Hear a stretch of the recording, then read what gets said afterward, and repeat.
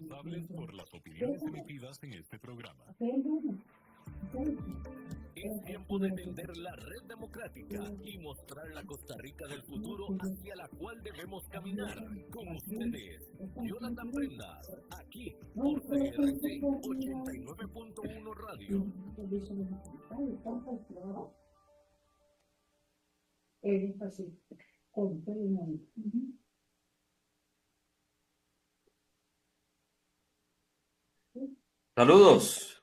Saludos mis buenos amigos de Red Democrática, bienvenidos una vez más a su episodio de Red Democrática de hoy lunes de política, lunes de análisis de explicaciones, contextos, balances y una proyección de lo que puede estar sucediendo en las próximas semanas. Mañana, les adelantamos, vamos a tener a Daniel Calvo analizando la nueva Asamblea Legislativa, la composición, los estilos, las formas y todo el contexto que esto va a llevar, porque dando a conocer ideas que hoy vamos a analizar en función de lo tradicional. Y cuando digo tradicional es lo ordinario de la Asamblea. Cada bloque de diputados trae pues su propio menú de acciones y sobre eso es que procedemos. Si es Ronnie, pues en cabina, pero tenemos un audio que se está filtrando. No sé, yo escucho como que se te corta, Jonathan. Buenos días a todos y todas. Buenos días. ¿Ahora me escuchas bien? Mucho mejor, mucho mejor. Lo que voy a estar haciendo es apagando Ok. mi micrófono cuando estás hablando. Ok, perfecto.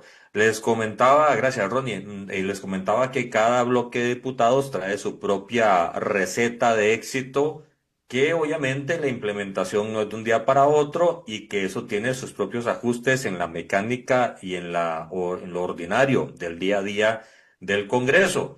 Y sobre eso,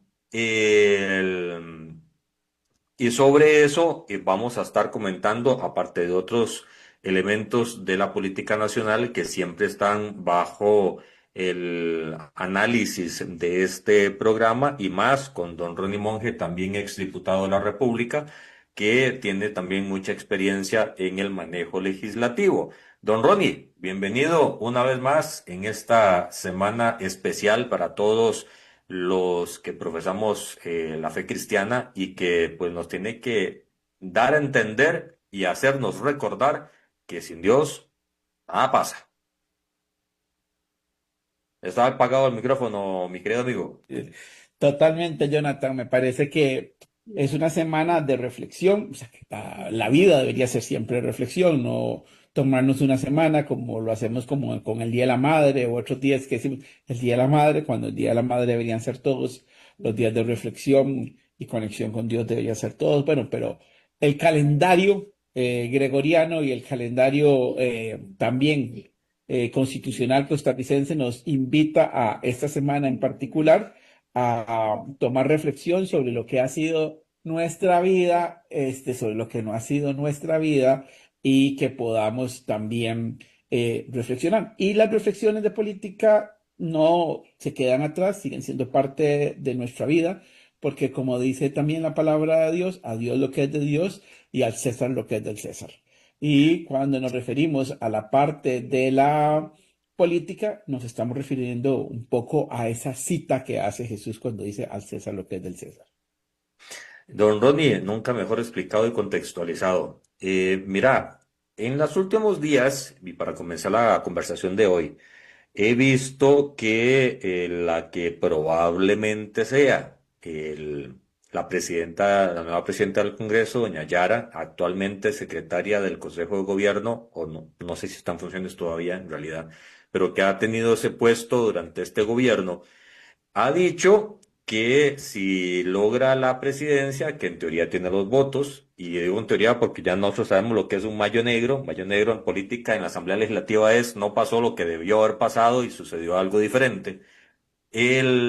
Ella dice que va a quitar el control político de 3 días y se refiere al lunes, al martes y al jueves, porque el miércoles tiene un contexto reglamentario diferente que a las fracciones les da la posibilidad de tener un tiempo fijo, sea cual sea la agenda de trabajo. y se combina con las reformas constitucionales que si hay acuerdo se pueden entrar a ver, si no hay acuerdo, pues básicamente no se tienen los votos, ni esta asamblea que viene los va a tener para poder transformar la agenda legislativa y entrar a conocer las diferentes agendas constitucionales.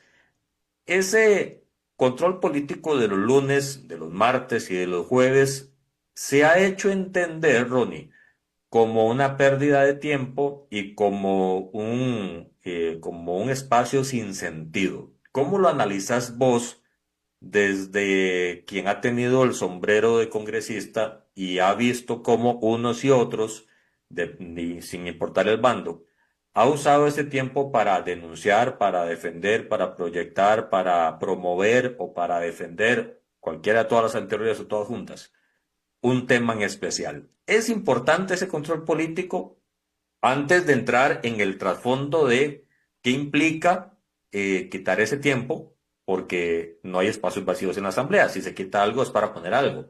Pero antes de entrar en eso, ¿cómo ves vos el uso de esos 30 minutos de lunes, de martes y de jueves para repartir entre todos proporcionalmente al tamaño de su fracción para que puedan hacer uso de la palabra?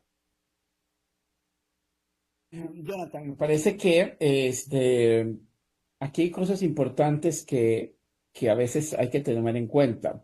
El primero es tener claro cuáles son los mandatos de los diputados y diputadas de la República. Cuando las personas no saben cuáles son las tareas que tiene una persona específica, abstrayendo en este momento lo que estamos hablando, diputados y diputadas, es muy fácil decir que eso está mal, que lo hicieron mal, que no cumplen con sus labores, que son un montón de vagos, que solo van a perder el tiempo. Pero yo creo que entonces aquí toca un poquito de educación cívica e instrucción política. Y lo primero es que una de las labores primordiales de de la Asamblea Legislativa, junto con la elaboración de leyes, junto con la modificación de leyes, junto con los nombramientos de magistrados, contralores, defensores de los habitantes, es el control político. Es el máximo órgano de control político. Y entonces creo que es importante determinar para que la gente lo entienda qué es el control político.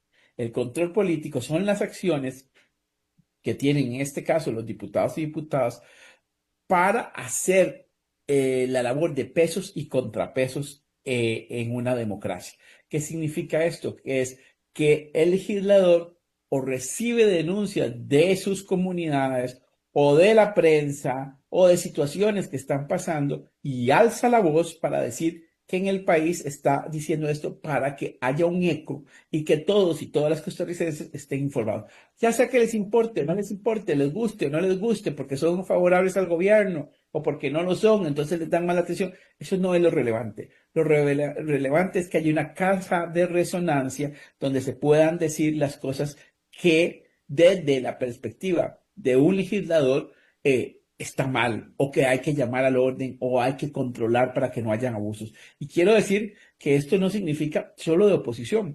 Yo no sé si a vos te tocó, pero a mí me tocó en el periodo 2014-2018 ver a diputadas y diputados del PAC ejerciendo control político contra acciones del mismo gobierno. Entonces, no Sí. significa que es algo propio de la oposición contra quien está ejerciendo el gobierno. El control político es un mandato constitucional que deben ejercerlo de la mejor manera los diputados y diputadas de la República. En ese contexto, totalmente de acuerdo, Ronnie. También me correspondió ver a diputados oficialistas del PAC hacer control político sobre políticas, decisiones o impulsos que estaba haciendo el gobierno y que a ellos no les parecía. En ese contexto en donde las funciones constitucionales de los diputados está clara, esta transformación debería de implicar entonces un cambio constitucional de lo que debe de hacer un diputado, y en esa naturaleza perdería el contexto de representación o vocero caja de resonancia de la sociedad civil si solo se dedica a tomar decisiones en función de proyectos de ley. Se quedaría de las dos patas del banco solo con una. Exactamente. Y ese es el problema que la gente no entiende, de que lo que la gente llama pérdida de tiempo es lo que muchas veces en muchas democracias ha salvado las democracias. que es la posibilidad de cuando alguien está abusando de la ostentación del poder que le delegó el ciudadano, se puede llamar como un poder que es de igual a igual, a decirle, mire, usted tiene límites, usted no puede seguir avanzando más allá de lo que está permitido por la ley. Y nosotros, como controladores de esa división de poderes, como controladores de la democracia, como mandantes del pueblo costarricense, en este caso, les venimos a decir a ustedes que esto está mal y que si no le pone un freno, habrá las denuncias respectivas para señalar a nivel legal cuáles son las faltas que ustedes están cometiendo. Por eso el control político es tan importante.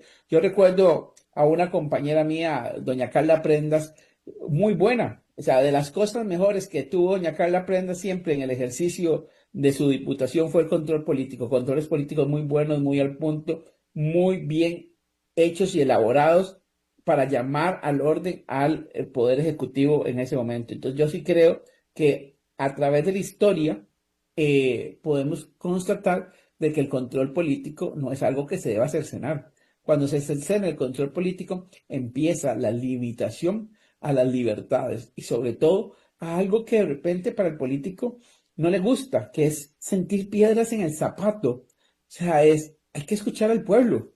Y el pueblo puede ser y voy a referirme, por ejemplo, en este momento que hay diputados unipersonales, y uno dirá, pero es un solo diputado del que está hablando. Sí, ese diputado fue electo porque 40.000 o 50.000 personas votaron por ellas.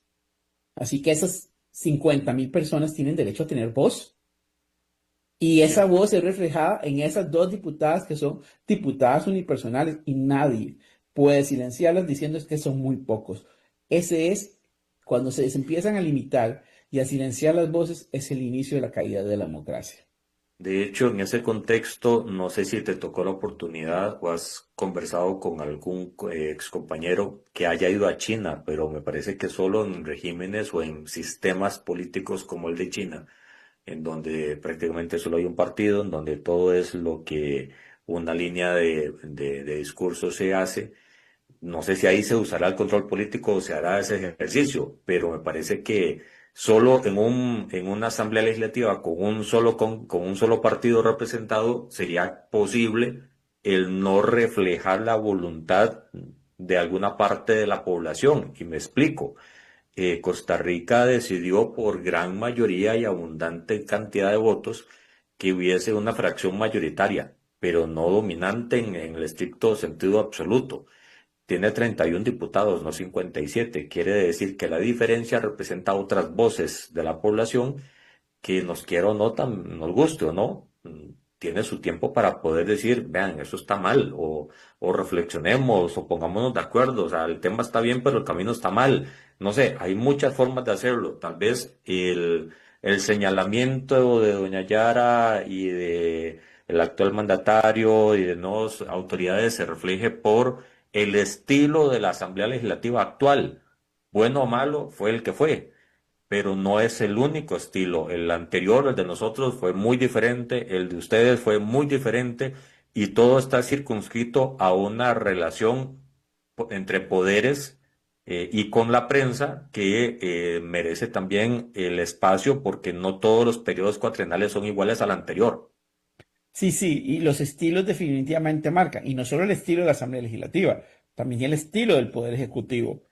Venimos de un Poder Ejecutivo que no hacía conferencias de prensa, que estaba, yo creo que sí, también un poco como peleado con la prensa, con una asamblea que le ayudó mucho, más bien en este caso a don Carlos Alvarado, que de una u otra manera le facilitó muchas de las leyes que ellos impulsaron, pero llegamos a un Poder Ejecutivo que sí hace conferencias de prensa, casi un show, casi una obra de teatro cada miércoles, pero golpeando a la prensa para que de una u otra manera la popularidad que él tiene deje sin espacio a los medios de comunicación de crítica.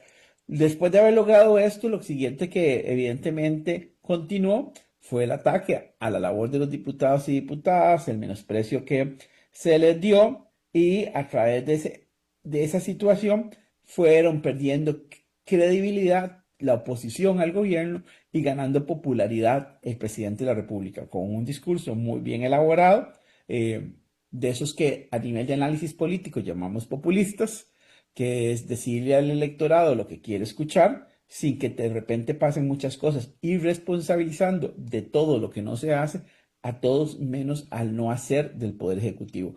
Bajo ese estilo, evidentemente, silenciar es bueno, porque no tenés espacio a la crítica ni que te contradigan y que la gente siga creyendo al pie de la letra un guión, un libreto que inició en mayo del 2022 en el sentido de que hay que hacer cambiar este país sin decir cómo ni qué es lo que tiene que cambiar, solo diciendo cosas que la gente quiere oír, pero que el presidente, por lo menos en este caso, tiene claramente de que no se podían hacer porque hay límites que ya ha puesto la Sala Constitucional, por ejemplo, con respecto a pensiones de lujo, que él seguía tocándolo, seguía mandando proyectos y seguía diciéndole a los señores costarricenses y a las señoras costarricenses de que era la clase política la que no quería tocar las pensiones de lujo y que él sí quería tocarlas y vea que archivaban los proyectos, los archivaban Ronnie, porque Ronnie, disculpa, ahorita que estás tocando ese tema, hace unos días comentaba con otro exdiputado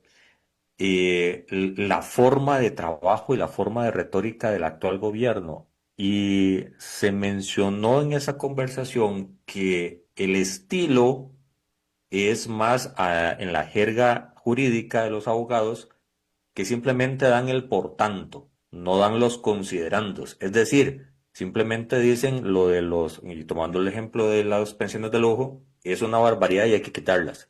Pero no se ponen los considerandos que dice que la Sala Constitucional ya dice que eso no se puede quitar al 100%, no se dice que en la Asamblea de nosotros se quitó el 50% del total, no se dice que X, Y, Z. Es decir, los considerandos del tema no son abordados y simplemente se da el por tanto que es hay que quitar, hay que ajustar, hay que cambiar. Y eso representa la forma de comunicación o resume o identifica la forma de comunicación de este gobierno en función de una sociedad que cada vez menos tiene tiempo y gusto y necesidad de estarse informando en gran tiempo, en gran volumen de información y que solo les gusta ver el párrafo resumen o el tweet, decíamos antes. aquí tengo un comentario que dice, la sala es juez y parte de las pensiones de lujo. De repente podríamos decir que hay algo de lógica en este comentario, Sí, claro. porque está resolviendo sobre algo que les afecta directamente. Lo que pasa es que el tema, como tema, en la parte dispositiva, hablando de esto, los resultandos y considerandos, hay que entender que es más allá del árbol. Lo que se analiza con los votos de la Sala Constitucional es el tema de los derechos adquiridos. No es si yo tengo derecho o no a tener pensión de lujo. Y ahí es donde eso de juez y parte se le quita un poco porque no estás viendo un punto específico, sino una tesis jurídica sobre algo que se llama derechos adquiridos. Que se les dio mal, que los legisladores o la Constitución o quien haya sido el que planteó el sistema de pensiones que nosotros hoy llamamos pensiones de lujo, estuvo mal. Hoy, 50 años después, con el periódico del lunes, como digo yo, decimos que sí, hubo abusos, se cometió errores, se permitió que fueran heredables, que heredables para los hijos que no, las hijas que no se casaban, entonces nunca se casaban, se juntaban y entonces seguían recibiendo la pensión del diputado o persona que había tenido esa pensión ya muerta muchísimos años antes. Ujú. Desde toda esa perspectiva, yo sí puedo decir hoy, hubo abusos, hubo un mal enfoque. Lo que pasa es que se hizo, se dio y se llaman derechos adquiridos. Esos derechos adquiridos es justo lo que la sala dice. Yo no me los puedo quitar del todo. Lo que puedo hacer es ponerles un Un impuesto impuesto que no supere el 50% porque es confiscatorio. Y que ya también se hizo. que ya se hizo y que también hay una tesis jurídica sobre los tributos que son confiscatorios, no específicamente para las pensiones de lujo, sino para cualquier tipo de tributo. ¿Por qué? Porque la gente no entiende que eso también lo protege a usted de que ningún gobierno algún día diga vamos a grabarle el 80% de su salario con un impuesto. ¿Por qué? Porque entonces sería confiscatorio. Entonces es entender que los votos de la Sala Constitucional, aunque se refieren a un tema específico, tienen un esbozo jurídico mucho más amplio, donde lo que se analiza es la protección del derecho más grandes, no específicos, donde se ven tuteladas las cosas específicas que se solicitan, pero que de verdad tenemos que entender que tienen un análisis bien hecho para Ujú. proteger no solo lo que alguna gente siente que es una protección, sino también para protegernos a nosotros de arbitrariedades que pueda tomar la administración. Y eso que conste que del momento de la transformación de la ley en adelante, las reglas del juego para el tema de las pensiones es otro. El problema aquí está dentro de la gente que ya tuvo el derecho a la pensión, que como estás bien explicando, simplemente no se pueden cambiar las reglas del juego, sea quien sea. Don Jorge Castro nos dice, ya veremos qué dicen las jerarquías superiores a la sala. La jerarquía superior a la sala, definitivamente, hay, por en este caso, la Corte Interamericana de Derechos Humanos de las que somos parte. Evidentemente, es lo que tenemos hasta hoy. Y para explicarle, tal vez a don Jorge, cuando yo tengo un fallo en primera instancia, en ese momento yo tengo la razón.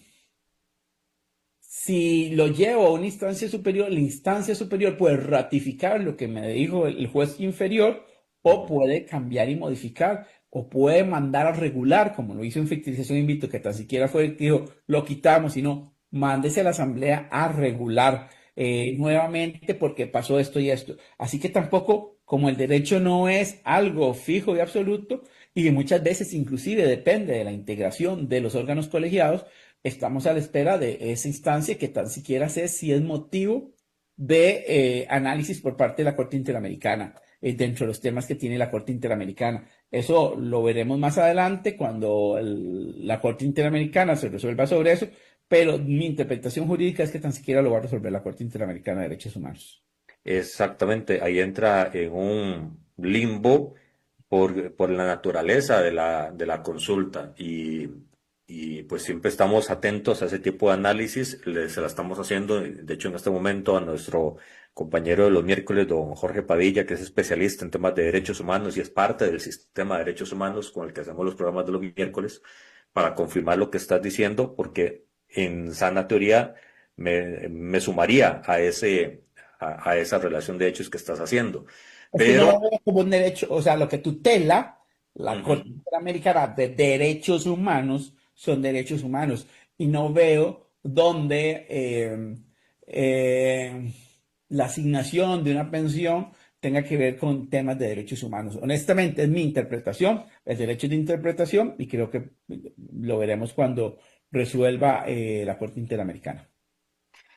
siguiendo con el tema del control político en la Asamblea Legislativa, ya viendo para qué se usa, que si es necesario, que un diputado habla cada 3 semanas en el rol interno de cada fracción, donde salvo que se pongan de acuerdo y que siempre hable Ronnie, a Ronnie le tocará por rol cada 3 semanas en las fracciones grandes.